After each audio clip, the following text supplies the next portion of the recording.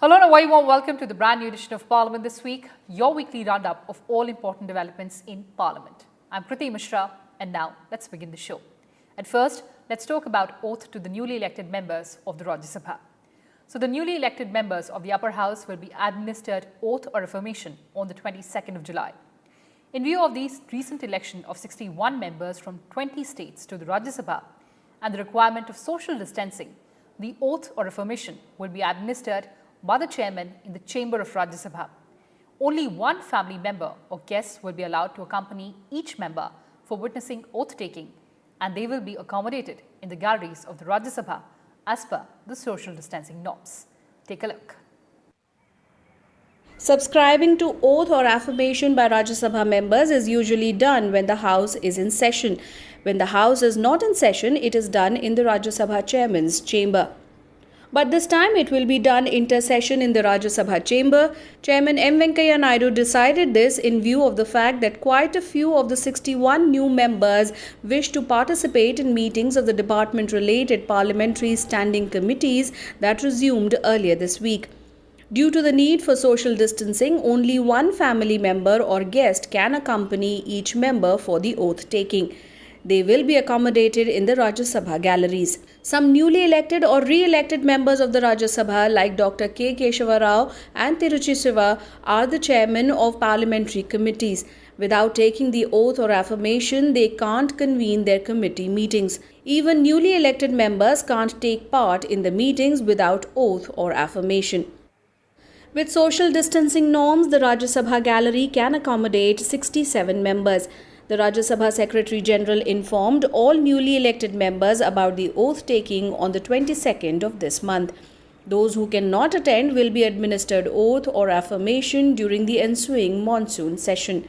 The oath taking by new members was planned for an earlier date but had to be deferred after some members expressed concerns over travelling to Delhi due to the COVID-19 pandemic. Kriti Mishra's report for Rajya Sabha TV. The Rajya Sabha Secretariat has launched an employees welfare scheme in the name of former Union Minister and former Leader of the House in the Rajya Sabha, late Arun Jaitley. Under the instructions of Chairman Naidu, the Secretariat has formulated Shri Arun Jaitley Financial Assistance for Group C Employee Scheme. Here are the details. The scheme has been formulated and approved based on the decision of Sangeeta Jaitley, wife of late Arun Jaitley, donating the family pension for the benefit of Group C employees of the Secretariat. She urged the chairman of Rajya Sabha, M. Venkaiah Naidu, in a letter last year to utilize the family pension she is entitled to further to the demise of her husband for the benefit of the bottom rung of the Secretariat. Under the instructions of Chairman Naidu, the Secretariat has formulated Shri Arun Jaitley Financial Assistance for Group C Employee Scheme. Under the scheme, the wards of Group C employees will be awarded 3 scholarships for higher technical or professional education in the fields of engineering, medicine, MCA, MBA, LLB. Besides, the employees will be extended financial support in case of death and medical emergency. Sangeeta Jaitley's annual family pension entitlement at present rate comes to over 3 lakh rupees. She has already transferred the amount to the Secretariat for the period since the demise of Jaitley last year. The scheme is being made operational from this year. Kriti Mishra, Rajya Sabha TV. And the central government has notified certain provisions under the Consumer Protection Act 2019, and they shall come into force on July 20th, 2020. The Ministry of Consumer Affairs on Wednesday notified a majority of the provisions, including the establishment of state-level consumer protection councils and district consumer redressal commissions, and clauses relating to mediation and product liability. The Act provides for mediation as an alternative dispute settlement mechanism so that disputes can be resolved faster without having to approach the commissions. Interestingly, the Act has a provision to use mediation to resolve disputes either in whole or in parts. The Act seeks to provide enhanced protection of consumers' interests and timely settlement of their grievances. It also brings into its ambit the e-commerce trade, even though the provisions relating to it have not been notified. The Act received President's assent in August last year and replaced the earlier Consumer Protection Act of 1986. The Act provides for a powerful national consumer protection body, the Central Consumer Protection Authority, and an independent investigation wing headed by Director General. And let's move on now. Vice President Naidu has said that in order to remain globally competitive in a post-COVID world, India needs to focus on skill, scale and speed. India has the potential to emerge as the global hub for providing skilled manpower to other nations. We can prove to the world that the 21st century belongs to India through self-belief, dedication and discipline. In a newspaper article published on World Youth Skills Day, the Vice President asserted that India has the potential to emerge as a global hub for skilled manpower. He said the 21st century can belong to India through self-belief, dedication and discipline. Naidu said the youth are the future of any country, but India can take the lead over many other nations because about 65% of its population is below 35 years and 50% is below 25 years. With a huge educated young population, India is uniquely poised to realize its demographic potential. The fact that Indians are heading several MNCs shows that there is no dearth of knowledge and talent in the country. However, the need of the hour is to upgrade the skills or upskill the youth to meet the employment needs of technology-driven 21st century and accelerate the pace of self-reliance. Talking about the COVID-19 pandemic, the Vice President said one of the most profound impacts of the pandemic has been on workplaces. Offices straddling multiple domains, particularly IT, are functioning with minimum staff strength. Most organizations are allowing their employees to work from home. The uncertainty created by the pandemic is being seen by many as an opportunity to upgrade their knowledge and acquire new skills. He added that the time has come for 130 crore Indians to showcase the country's collective resolve to overcome the setbacks caused by the pandemic. The Vice President also praised the government's Atmanirbhar Bharat Abhiyan, saying it will propel the country on the path of self-sustenance. And Vice President of India, Venkaiah Naidu, on Saturday made an appeal to preserve and promote the grand cultural tradition of India of living together and working together for the country, the world and the entire humanity in true spirit of the core Indian philosophy of share and care. Virtually addressing the concluding ceremony of the centenary celebrations of Sri Jaya Chamarajvarya, the 25th Maharaja of the Kingdom of Mysore, the Vice President called for celebrating knowledge, wisdom, patriotism and vision of all great rulers and statesmen like Maharaja Jaya Chamarajvarya, who shaped our history.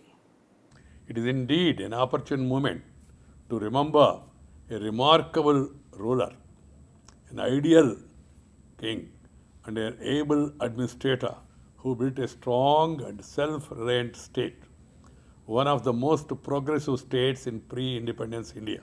The moment you hear or you read about Mysore, you will become pleasant because of the culture, heritage, traditions, art, literature, administration, whatnot.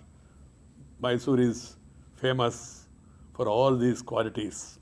And Sri Jaya Chamarajvarya possessed qualities of the head and the heart, which made him one of the tallest leaders and most admired rulers of this nation at that time. He was greatly respected for his vision, constructive enterprise and generosity of heart. He was a true people's ruler who always wanted to remain in touch with his people and ensure the well-being of the masses. An ardent nationalist, he carried forward the illustrious legacy left behind his predecessors, the enlightened rulers of Mysore. After independence, Mysore was the first major state to accept the instrument of accession. The process of transition by which Mysore became an integral part of Indian Union was smooth and easy thanks to the vision of the Maharaja. A Democrat at heart, the Maharaja has established a responsible government in the state by setting up the Constituent Assembly and an interim popular government with Sri K.C. Reddy Garu as Chief Minister. The Maharaja was a perfect blend of ancient traditional values of Indian civilization and the modernism of the Western world. He understood the nuances of democracy extremely well. He felt that people must be empowered to govern themselves In many ways, he embodied the ideal king-like qualities that Chanakya described in the Ardhashastra. Sri Jayachamaraji is truly a pioneering leader who led India's transition to being a strong democracy, contributing greatly to the unity and integrity of the radiant nation. His ready acceptance of the recommendation of the Constituent Assembly and adopting the Constitution of India speaks volumes about his national outlook. My dear sisters and brothers, throughout his regime and after independence, Sri Jayachamaraji worked tirelessly for the development of the region and welfare of the people. He was an ardent supporter of entrepreneurship and actively encouraged the establishment of an industrial facility in Bengaluru by a company called Hindustan Aeronautics Limited in 1940, which became Hindustan Aeronautics subsequently. It was originally called as Hindustan Aircraft. In all his kindness, he gifted the magnificent Chiruvamba Mansion in Mysore to the government to start the Central Food Technological Research Institute, CTFR. What you call it, a CTRI.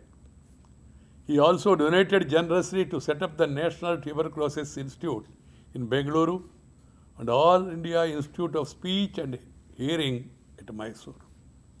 In his efforts to boost science and technology in the country and to develop scientific temper, Maharaja carried on his family's tradition of providing Indian Institute of Science, Bengaluru, with funds and scholarships for running the institute and occasionally for its expansion whenever needed. Sri Jayachamraj Wadayarji was also a noted philosopher, music exponent, political thinker, and philanthropist. Dr. D.V. Gundappaji, the great Kannada writer and thinker, once said about the young prince, quote, His Highness embodies to us a combination of all that one wishes to find a young citizen of India, love and reverence for an ancient heritage, devotion to letters and art, concern for the higher values of human life, and the instinct to feel for the ideals and principles of constitutional government, and a conscientious regard for the public interest. He was a brilliant student. Prince Jayachamraj Wadayarji was a lifelong learner.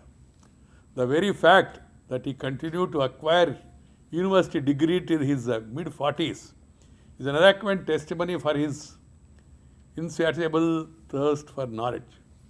He was a famed musicologist, a connoisseur of both Western and Carnatic music, and an acknowledged authority of Indian philosophy. He was also a scholar of Sanskrit language. His interest in Sanskrit was not only mere academic, he was deeply attached to it and acquired enviable mastery over it. A versatile genius, Sri Jayachamraj was also an outstanding writer and an impressive speaker. His Jayachamaraja Grantha Ratna Mala series has greatly enriched the Kannada language and literature. And moving on now, Vice President Naidu has urged the people to introspect on the life during the last few months under coronavirus-induced confinement and assess if they have learned the right lessons and equipped themselves to deal with such uncertainties. Seeking to engage with the people on the causes and consequences of COVID-19 pandemic, VP Naidu posted on Facebook. Writing in a conversational format, he posed 10 questions, the answers to which would help in assessing the lessons learned and the transformation brought about by the demands of life in confinement over the last 4 months.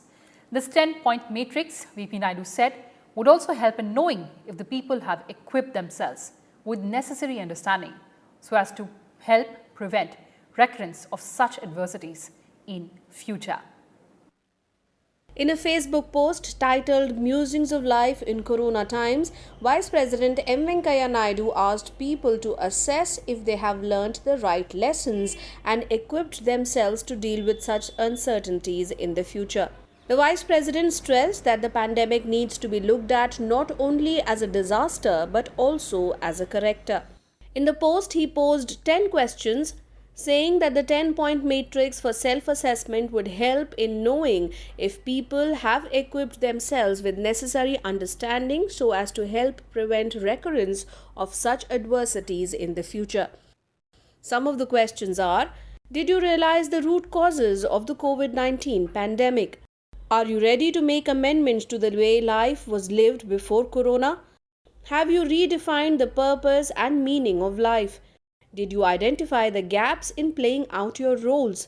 Have you equipped yourself from the Corona experience to face another adversity? Is this pandemic a disaster or a corrector? Talking about frequent disasters, Vice President Naidu said the planet does not need us while we need the planet, claiming sole propriety over the planet as if it is meant only for humans has upset the natural balance, triggering adversities of different kind. On the pandemic hitting some sections of society harder, he said, the pandemic has exposed the heightened vulnerabilities of some sections which is not of their making. They are more systemic and need to be adequately addressed. Your way of living could be one of the reasons for enhanced vulnerabilities of others. He also asked people to identify what they missed out most during confinement and whether they understood the dharma of life by their experiences during the COVID-19 pandemic. And here's Vice President's message on Catch the Rain campaign. Take a look. स्वच्छ भारत अभियान की ही तरह जल संरक्षण को भी एक जन आंदोलन, जन अभियान बनाना होगा। भविष्य को सुरक्षित करने के लिए बूंद बूंद पानी का संरक्षण करने से बेहतर कोई तरीका नहीं हो सकता है। Well, that's all I have for you in this edition of Parliament this week. Thanks for watching and stay tuned to Rajya Sabha Television.